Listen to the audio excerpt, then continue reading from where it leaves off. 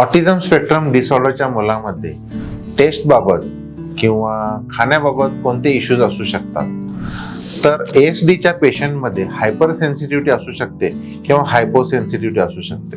म्हणजे hyper sensitivity जर असतील मुलं खाण्याच्या बाबतीत, तर त्यांना तिखट असेल, मीठ असेल, आंबट असेल, गोड असेल, तर त्याच्यामध्ये त्यांना घृणा पैदा होते, त्यांना ते आवडत नाही असं पण असतं.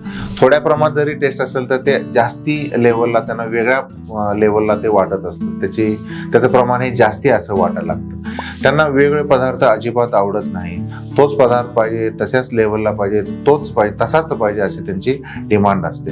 त्यांच्यामध्ये जेवणामध्ये किंवा खाण्यामध्ये बदल अजिबात त्यांना नको असतो. नवीन प्रकारचं जरी खाणं दिलं त्यांना तरी ते नको म्हणतात. मसालेदार पदार्थ असतील, तिखट पदार्थ असतील तर युजली ते अवॉइड करतात. या गोष्टींना त्यांचा नकारच असतो.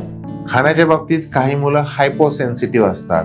म्हणजे या मुलांना जास्ती चटकदार, जास्ती तिखट किंवा मसालेदार पदार्थ आवडतात. त्यांना जेवणातला जो टेस्ट आहे त्यातला फरक पण जास्ती कळत नाही. काही मुलांना बदल अजिबातच नको असतं की एकाच ठराविक प्रकारचंच फूड त्यांना हवं असतं.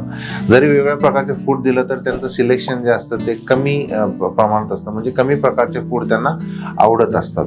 काही मुलांमध्ये टेक्स्चरचा रोल आढळून येतो. म्हणजे काय, काही मुलांना कुरकुरे आवडतात, म्हणजे कुरकुरे असतील, कुरकुरे बिस्किट असतील तर ते आवडतात.